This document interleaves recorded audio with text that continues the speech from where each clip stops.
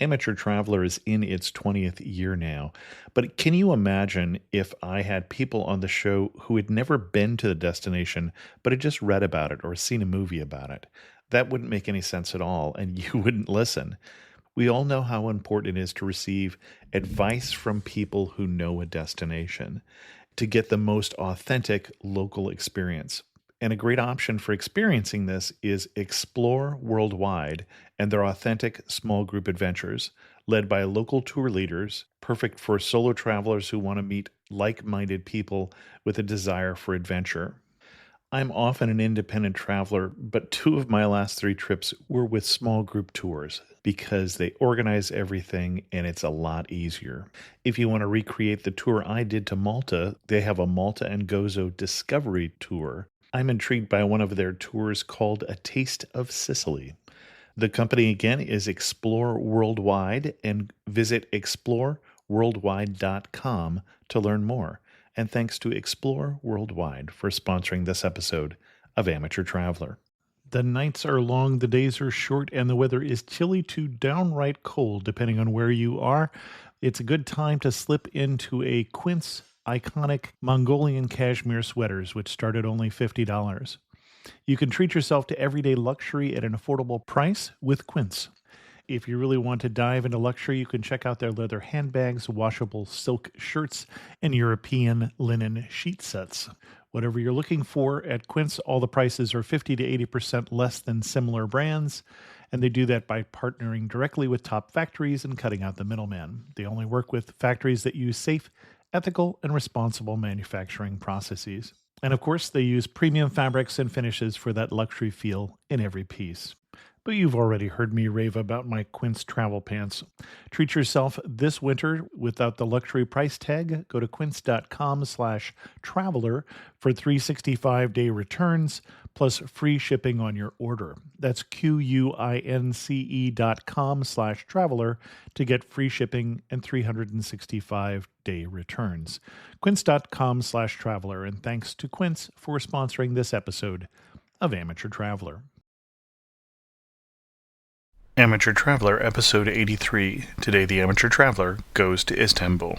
I got my bags packed, I'm on a roll. I'm heading out there, and I'm ready to go. I'm looking real good in my passport photo. Oh no, 15-hour flight, oh, I don't think I'll ever be coming home. You know I love it. I got to see one more cathedral. I got to sit in one more cafe. I know that I should be heading home, but maybe not today. Welcome to the Amateur Traveler. I'm your host, Chris Christensen.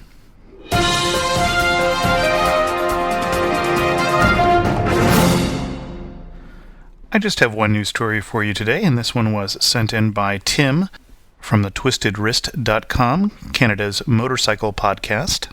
It's a news story that comes from the Toronto Star. A first-class passenger on a flight from New Delhi to London awoke to find a corpse of a woman who had died in the economy cabin being placed in the seat next to him, British Airlines said Monday. The flight economy section was full, and the cabin crew needed to move the woman and her grieving family out of that compartment to give them some privacy. The first-class passenger, Paul Trinder, told the Sunday Times newspaper that he was sleeping during a February flight from India and woke up with the crew placed the dead woman in the empty seat next to him. I didn't have a clue what was going on. The stewards just plonked the body down without saying a thing, the newspaper quoted Trinder as saying. I remember looking at this frail, sparrow-like woman and thinking she was very ill. When I asked what was going on, I was shocked to hear she was dead. Well... At least you don't have to worry about your seatmate talking too much. If you, like Tim, see an interesting, or in this case, bizarre news item about travel, drop me an email at host@amateurtraveler.com. This is the second of a two-part episode on Turkey, and this part will focus in on Istanbul. I won't be talking in this part about why I went to Turkey, other than to say that I went to visit a former exchange student, Yavuz, and I won't be talking about learning Turkish, because I did that in the previous podcast, or some of the other places that we went to, like Eastern Turkey, Izmir, or Ephesus. So if you're interested in that and you haven't heard it, check out part 1 of this, which is episode 82, Turkey, Asia. So let's talk about Istanbul, and that's where I flew into on this trip and where many of you will enter Turkey for the first time. Istanbul is a city that is on the border between what we call Asia and what we call Europe. Most of Istanbul is on the European side of this, and it tends, not necessarily just for that reason, but it does tend to be more of a European city. And it is a very Europe-facing city, as the country is also facing more towards Europe and joining the European Union, obviously, right now. The body of water that separates the European part of Istanbul from the Asian part of Istanbul is the Bosphorus. If you follow the Bosphorus north from Istanbul, you get to the Black Sea. If you follow it south, it joins a somewhat wider body of water called the Dardanelles, which flows out to the Aegean Sea. The European side of the city, or the western part of the city, is also split by a body of water, in this case called the Golden Horn. South of the Golden Horn is the ancient city, the oldest part of the city, which was originally Constantinople. And north of the Golden Horn is immediately the area of Beyoğlu. Don't be confused by the G that's in there that has an accent, which is not pronounced. And Beyoğlu was originally the more European part of the city. It's where the embassies from various European countries as well as other countries were located. Now, I stayed in Istanbul on both parts of this trip, both of coming and the going. The first time I stayed near Taksim, and Taksim is a major square up in Beyoğlu, and a lot of different roads and such converge on Taksim, and I stayed in a hotel very near there. And we first got there at midnight, and even at midnight, that is a very bustling part of the city. Trying to go to sleep at 12:30, 1 o'clock at night, there are still horns honking, pedestrians out. There's a lot of nightlife in that particular area, especially on a street that goes from Taksim down back towards the older part of the city, a street called Istiklal Caddesi. Caddesi is just street. It starts with a C because the C in Turkish is pronounced as a J. And that is the street where the old embassies used to be, and now most of those are still there, but because the capital has moved to Ankara, they are now consulates. And so I went to sleep with the hustle and bustle of a very European city in my ears, and I woke up at about 5:30 in the morning to this sound.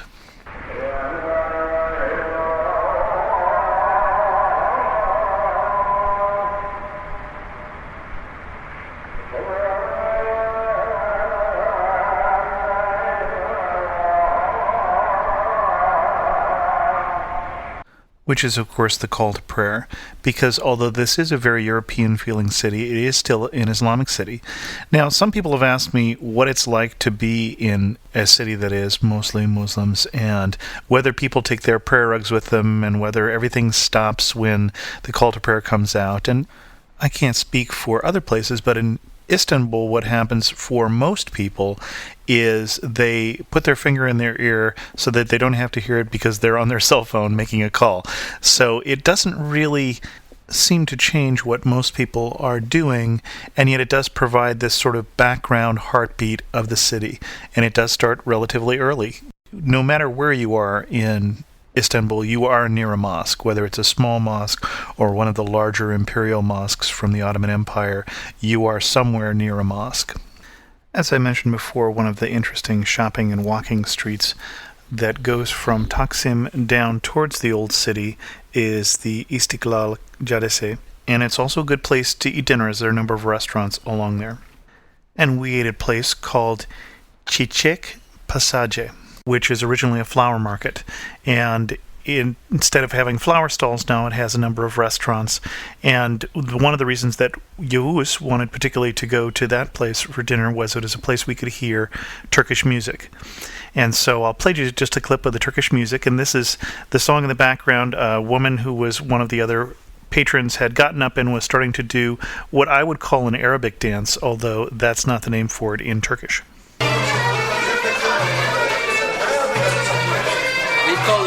tall, dancing. It's a kind of Arabic style. When they heard that Yavuz was from Gaziantep, they played a song that would be appropriate to Gaziantep, and when they heard that I was from the United States, they played Havana Gila, which I'm not sure why. And if you're wondering the name of the place, Chichek Passage means flower passage. As you walk down the street, you'll see a lot of 19th century architecture. You'll see the various consulates that are still there. And then you'll also see, hidden a little from the street, a number of churches that were built then to support the European communities that were around the consulates. You'll also see a trolley car which still runs the length of this street from Taksim down to the tunnel, and the tunnel is the second oldest subway in the world that's still in operation, and it is a funicular which basically takes you down the hill. Istanbul is built on hills, and at Taksim and at Istiklal you are on the hill, and then as you go down the hill towards the old city. You'll also see people selling chestnuts and simit, and simit is a round sesame-covered bread, fairly soft, very enjoyable, and the whole city to me smells of the smell of roasted chestnuts and simit. And speaking of food, another interesting place to eat nearby to Istiklal is just down the hill from Istiklal towards the Bosphorus. About halfway through the street, there's a street called Cezayir Sokak, or also known as French Street, and it's not really a street, it's really a set of steps with very, very small cafes on each side.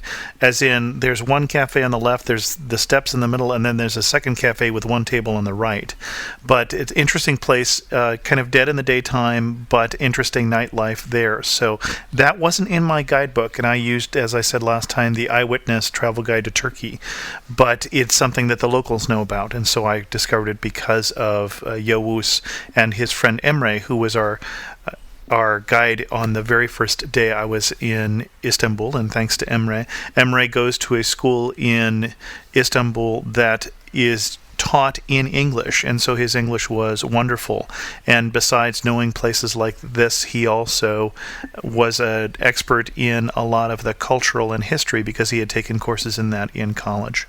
So continuing on down the hill and skipping the tunnel and saving that for the trip back up the hill, you come to the Galata Tower. And the Galata Tower is one of the main landmarks in Beyoğlu. And it was built in 1348 by a Genoese colony in what was then Constantinople. And I would recommend going up in the tower. There's a wonderful view of the city from there and looking over at the older part of the city.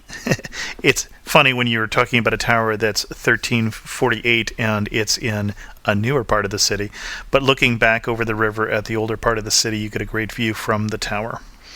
At this point, continue walking down the hill until you get to the light rail, which will cross the river and go into the older portion of the city. And you're going to grab the light rail, strangely enough, for Zeytinburnu. And Zeytin means olive, and Burna means nose. But it also means peninsula. But that caused a little confusion as my guides were trying to explain to me what that meant. And then you'll get off of the light rail at the Sultanahmet station. And right here next to each other are three of the main landmarks in Istanbul. And we'll do them one at a time. And we'll do them in chronological order. And the oldest of these is Hagia Sophia. Hagia Sophia was a Byzantine church built by the Emperor Justinian from 532 to 537. It's the third Christian church on that spot, and the second one, built by Theodosius, was burned down in the Nika riots, which were started in part due to the high taxation that Justinian had put onto the people because he was trying to reconquer the Western Roman Empire and reform the Roman Empire. So Justinian puts down the riot, kills 30,000 rioters and some of the senators who were supporting them, and then builds Hagia Sophia and then gets ready to march on Western Roman Empire when plague hits Europe for the first time, coming here to Constantinople. Hagia Sophia is certainly magnificent architecturally, and you can see its design echoed in some of the major imperial mosques also in the city, like Sultanahmet, or the Blue Mosque, which is just opposite it. It has a large central dome extended by half domes and then larger dome segments. Inside, it is relatively dark. It has been used as a church up until 1453 when it was converted into a mosque, and then the early 1900s when it was converted into a museum. Some of the original Byzantine mosaics were preserved because they had been plastered over during the time of its use as a mosque. And so you'll still see some of the symbols and some of the parts that were put in when it was changed into a mosque, as well as these wonderful mosaics. You'll see a mosaic of Mary high above the old altar in the front of the church, as well as mosaics of Jesus and, of course, Justinian and Theodora, his empress, also are pictured in these mosaics. There's very little left of the original church from Theodosius, just a little of the entryway as you come in. When I was there, you could only see 3/4 of the dome because they were doing fairly major restoration on the ceiling at the time. But even with that, the beauty of Hagia Sophia, I think, is still very, very evident. Right opposite from Hagia Sophia is what many tour books will call the Blue Mosque. The real name of it is the Sultanahmet Mosque, and it is named after Sultan Ahmet I. There's some controversy in terms of the building of this mosque because for two reasons. One is Sultan Ahmet had not yet won any major victories for Islam, and the other reason is he decided to put in 6 minarets. It's interesting to note that the number of minarets, especially here in Istanbul, has to do with who built the mosque. And so a normal mosque will have one that is built by a Grand Vizier may have 2, and then if you see one that has 4 or more, it was built by the Sultan. And this one has 6, and the problem with that was at the time, the only mosque in the world that had 6 minarets was the one in Mecca. And so people thought that he was trying to outdo the mosque in Mecca and asked him to tear down one of the minarets. And instead, he paid to have a 7th minaret built in Mecca. The mosque is built early in the 1600s and has the similar dome-on-dome design as Hagia Sophia, which is directly opposite it. It is known as the Blue Mosque because of the use of tiles from Iznik, and Iznik was the leading producer of tiles at the time, and particularly a tile that has this blue design pattern. One thing that was interesting for me is, unlike the Muhadar architecture in Spain, which is also coming from a Muslim origin, the tile work in the Ottoman Empire and even some of the miniatures would have depictions of living beings. The tile work would tend to only have plants, but some of the Ottoman miniatures would include even pictures of Muhammad in it. And so the walls of the mosque are covered with 20,000 of these hand-painted tiles from the city of Iznik. The ancient name of that city is Nicaea. For those of you who've heard of the Nicene Creed, it originates from there. The tile work comes much later during the Ottoman period. The other interesting thing about the mosque, obviously a mosque does not have furniture. I knew that, and was carpet on the ground. You take off your shoes before you go in. You're encouraged not to go in during prayer time, or at least not to take pictures. And there's really an area that the tourists are recommended to stay in. The mosque is very light and has very low-hanging, large, flat chandeliers in it, which was a bit of a surprise to me. So the whole ceiling of the mosque is filled with these wires holding up these rather flat chandeliers. One weird thing about the mosque is because you are taking off your shoes, you are putting them in this mosque, which is large. It doesn't have niches that you can put them in like the smaller mosques, but instead there are boxes of plastic bags, many of them from cruise lines. And so you're taking off your shoes and you're putting them in this plastic bag and you're taking them into the mosque with you because you're exiting from a different exit. But it made the mosque sort of have this surreal shopping center sort of thing where everybody is walking around with shopping bags in them and rustling a bit as they walk. The third major attraction here, just around the back of Hagia Sophia, is the Topkapi Palace. And the Topkapi Palace was the official imperial palace of the Ottoman Empire from 1465 to 1853. So for almost a 400-year period, this very Oriental-style palace, Oriental in the Turkish meaning of the word, was the center of the Ottoman court and also where the Sultan and his family, his wives, would live. There are two major sections of the palace and also two admission charges as you go in.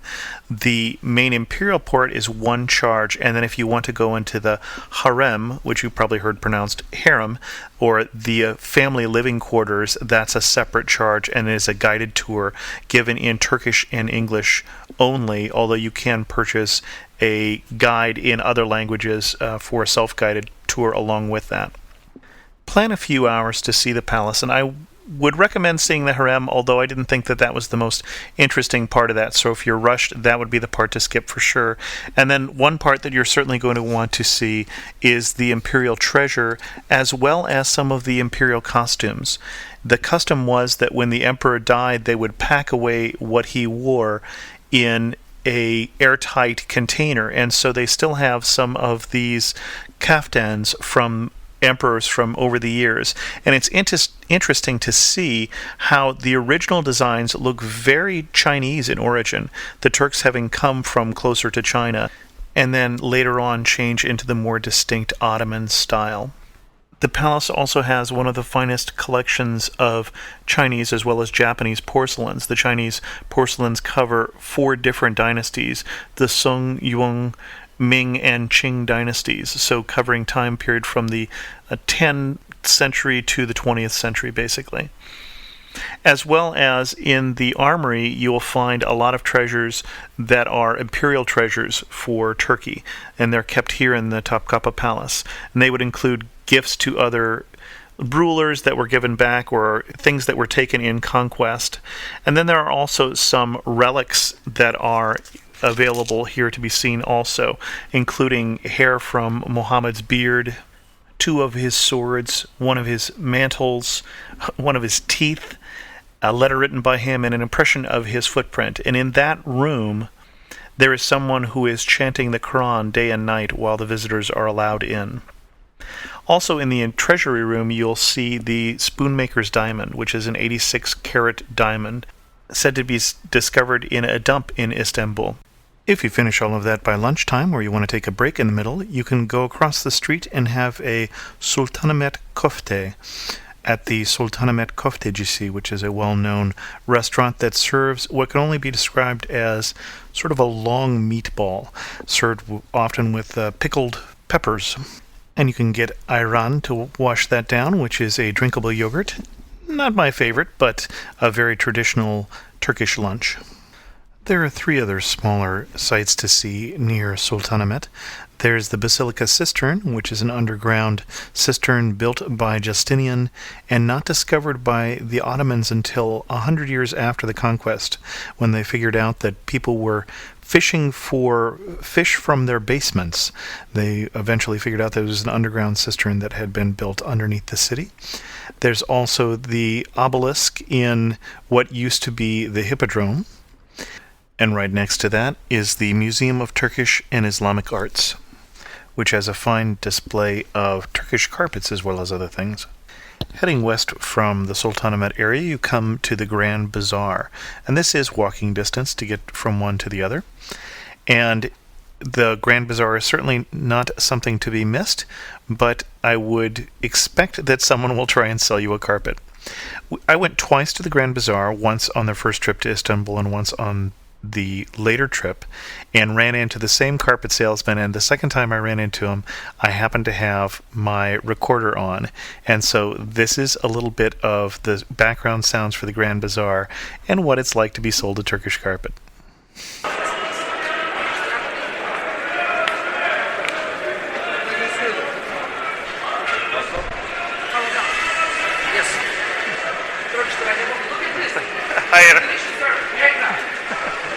You're looking for me?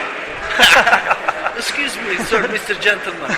Why you don't want to check my place? I don't want a carpet. Okay, not this time? Not this time. Another time? Another time. Okay, I give you my business card. Please, sir, give you my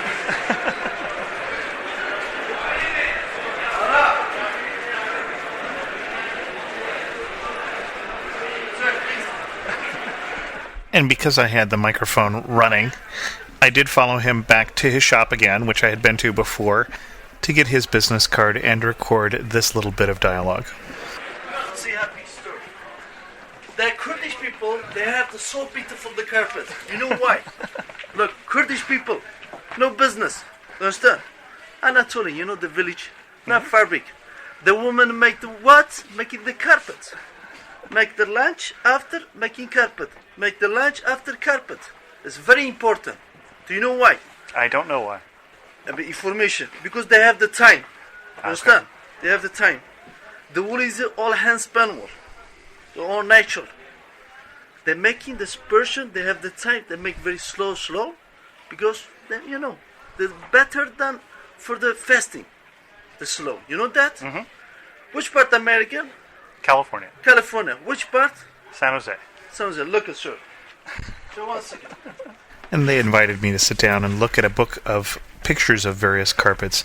It's also quite common for them to bring tea for you if they think they're going to sell you a carpet.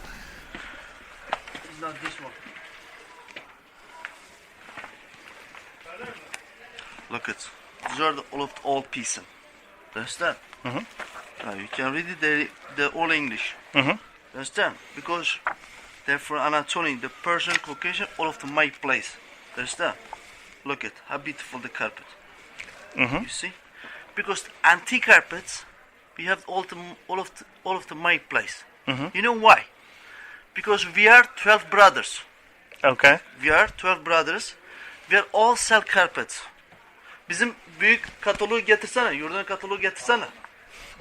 He, çabuk hızlı ol. Look sir. Because you know that we have mini stores. Mm-hmm. We have all of the carpet kitty. Like it's my second brother. It's all, we are Kurdish. We have the best quality, best price, the my place, the carpet. Hi, how are you? Hi. You're welcome to our I'm country. really not looking for carpet, though, Sir, today. you don't buy today. I want to show you. Check our price. You can look to what I have. Do you understand? Look at this. Beautiful. Where are you from? Uyarlıyorum ben köyde. California, America. Oh, which part? San Jose. We have a Yeah, place in all of- Carmel. Oh, you're Okay. kidding. Yok mu? That's why it's very, very close. You've been in Yukarı Carmel, çık, of orada var. course. I need to go. I am meeting someone. Teşekkürler. Şöyle How come you speak Turkish? I had a Turkish exchange student live with us for about a year. Oh, really? Where was he from? Oh, He was from Gaziantep. And you have sent your... I came this time to see him. You mean you were the student? He was with us as a student, and I came this time to see him now that he is home. Ah, that's very interesting. It must be very, very great, what do you call, excitement for you. It's a very good trip. And how many days are you staying in Turkey? This is my last one. Are you, how many days Been have here you for a stayed? year, a week. A week. And you're going back to the United States without any of our rugs? I am How come? Everybody who comes from the United States buys rugs. not quite everyone. Apparently, everyone but one. You are the exception. I am the exception. Do you have So- any carpets at home? I don't. Not of this type. We have carpet. You have wall-to-wall carpets? Yeah. Any timber floor, hardwood floor? Some. And you don't use even Persian carpets on? No, we don't. The reason why is you don't like them? I like hardwood floor. Okay. Sağ olun. Okay. If you couldn't tell, I found the whole experience to be amusing, partly because I knew the microphone was running, and partly because it was just amazing they couldn't understand that I might actually not want to buy a carpet. Near the Grand Bazaar is also the Spice Bazaar, and the Spice Bazaar is near the New Mosque. And when I say the New Mosque is over 400 years old. The Spice Bazaar is a real interesting, a much smaller bazaar, and a good place to either just see the various colorful spices, to have the same kind of conversation, except not with carpet, but with spices, or to buy yourself some Turkish delight or some other thing to keep yourself going until dinner time.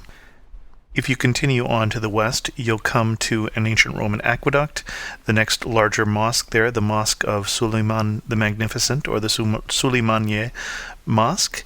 You'll also come to, eventually, the walls that surrounded ancient Constantinople. These would be the walls of Theodosius. Theodosius I, who I mentioned earlier, was the last emperor of Rome who ruled both the Eastern and Roman Empire.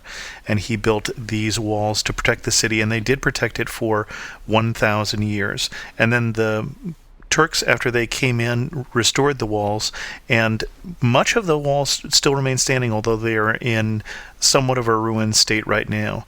And then at the southern end of the walls, you will also come to the Fortress of Seven Towers, which was built by the Turks shortly after the conquest to protect what was then Istanbul. And if you stand on the ramparts of the Fortress of Seven Towers, you will see the amazing number of ships that are coming in and out of the port of Istanbul or coming through the Bosphorus on their way to ports up in the Black Sea. The other interesting thing I found that was near the ancient walls was the church of St. Sevier in Kora. In Kora literally means in the country, so this was a church that was originally built out of the country but has now been surrounded by the city. And inside this church you will find many examples of some of the best work of Byzantine murals as well as mosaics. So there are frescoes in this church in the first part of it, and then there are also these wonderful mosaics. And both the frescoes and the mosaics date from the early 14th century. And despite the fact that it had just the most beautiful artwork that I saw in Istanbul, and probably in some ways more impressive than that I saw in Hagia Sophia, it was almost empty. I had the place almost all to myself. Not that many people get that far out from the downtown area, because it is a little too far to walk, and you really do need to either catch a cab or, like I do, take a bus to that area. The first of a series of video podcasts on Istanbul will feature this particular chapel and some of the artwork from it. So if you're not watching the enhanced version with the pictures, you'll get a chance to see it if you subscribe to the video podcast. And when we finally got tired, well, when Yavuz, who was with me, finally got tired of looking at old stuff, as he would call it, we headed out to the Pierre Loti Cafe. Pierre Loti is a lovely cafe with a view overlooking the Golden Horn, which sits up on a hill above a cemetery. There's both gondola that goes up to it, the front side, or you can take a cab up the backside, as we did. And it's a lovely view on a lovely day to sit there with your cup of chai and take a break. Changing direction again, if we had headed way back in the beginning of this podcast down towards the Bosphorus from Taksim instead of down Istiklal Caddesi, we would have come to the Dolmabahce Palace. And the Dolmabahce Palace was built in the 1800s, and so it is a much more European-style palace, while the palace that we had talked about so far was a much more Oriental-style palace. And that was a palace that was used for a longer period of time, 400 years. The Dolmabahce was built later on when the Ottoman Empire was certainly in decline, and actually they borrowed money to build this, but it is nonetheless a beautiful palace. There are two tours here. I would recommend both tours, both the main tour and the completely separate tour of the harem. The harem was particularly interesting as you see the various large sitting rooms and such for the imperial family, and the various sultans who ruled from this period of time had either from 1 to 18 different wives, and so there'd be whole suites for the wife and her family, for her children, and then in between the wives' suites and the Sultan's suites was the Sultan's mother's suite. And for the Sultan to get from one to the other, basically, it was the mother who determined who the Sultan was sleeping with or was not sleeping with, and who was going to be the heir, and she held a great deal of sway within that particular society. And then in the main palace, you see a lot of the formal rooms, the staterooms where people would be received. You see all of the furniture is coming from France. There are great big chandeliers on the ceilings, and it's a very ornate palace to display the power of the empire, even though the power of the empire is, in reality, in decline by this point. And this palace is also tied in not only to Ottoman Turkey, but into modern Turkey, because this is the spot where the first president of Turkey, Ataturk, who was the one who led Turkey in its war of independence, died. And so there is both the room where he died, a bed covered with the Turkish flag, as well as every clock in the palace is set to 9:05, which is the time of his death. And outside you also see the changing of the guard, which is going on in the grounds of the palace. The palace is located right on the Bosphorus, and so there is actually a dock that goes out to the Bosphorus from the palace. So a beautiful view from there on a beautiful day like we were at. And from the palace, it's about 2 miles up towards the Bosphorus Bridge along the water until you get to the lovely seaside town of Ortaköy. And that's lovely cafes there. There's a pretty little mosque there. And you can also catch a boat there to do a cruise on the Bosphorus. And that's a wonderful thing to do on a nice day on the Bosphorus, is to cruise up the Bosphorus from Istanbul towards the Black Sea. Most of the cruises don't go all the way, but they go up as far, at least, as the fortress of Europe, which was built by Mehmet the Conqueror just before taking Constantinople and turning it into Istanbul. And then across the way from it, you can see the fortress of Asia, which was built before then by his grandfather as in preparation for the siege of Constantinople. Along the way, you'll see lovely marinas as well as other palaces and a lot of lovely houses, many of them from the 19th century. Only one more story in closing. I picked on carpet sellers a little earlier with the sound seeing tour there of the Grand Bazaar, but I want to tell you this story also. So when I came back into the city the second time, I was by myself, and so I was at a different hotel near the Sultanahmet Mosque, and I thought I knew where I was going, but I hadn't seen a really good map of the area. And I'm usually very good at navigating, especially when I've got a map. I can find my way around. But I hadn't found a good map, and it turns out I was completely in the wrong neighborhood. I came in at night. It's 10 or 11 o'clock at night, and I am completely lost.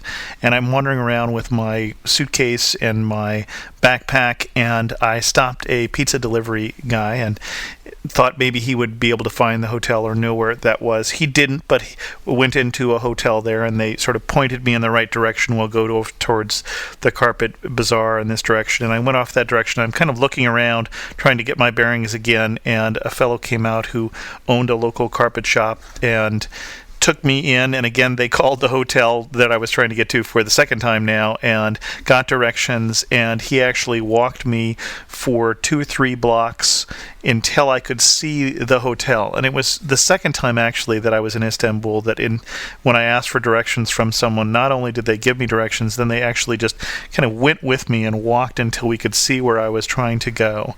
And so I really did find the Turkish people, both the ones obviously that I met as well as these strangers, to be friendly. I do find that, there are people who are trying to sell you things, and there's, you need to keep your wits about you, but I found the people to be friendly, the food to be good, the history to be fascinating, the food, did I mention the food? To be wonderful, and I highly recommend Turkey. There are at least 2 people associated with the Amateur Traveler podcast who are located in Istanbul. Robin, who is the editor for the escapeartist.com, which is a newsletter for expats, has just bought a one-way ticket and moved to Istanbul, and I had a chance to meet with her for dinner. I also tried to get together with Kadre, who was very helpful as I was setting up this trip with some of the information that he posted to the discussion board, and unfortunately we weren't able to connect because of the Yahoo Mail's bulk filtered out my email at the last minute when we were trying to set the time. So maybe next time I'm in town, Kadre, I'd love to get together with you. But with that, we'll draw this to a close. If you have any comments for me, send me an email at host@amateurtraveler.com, put them on the discussion board at amateurtraveler.com, or call the comment line at 206-MOM-LOVE. And as always, thanks so much for listening. I got to see one more cathedral. I got to sit in one more cafe. I know that I should be heading home, but maybe not today.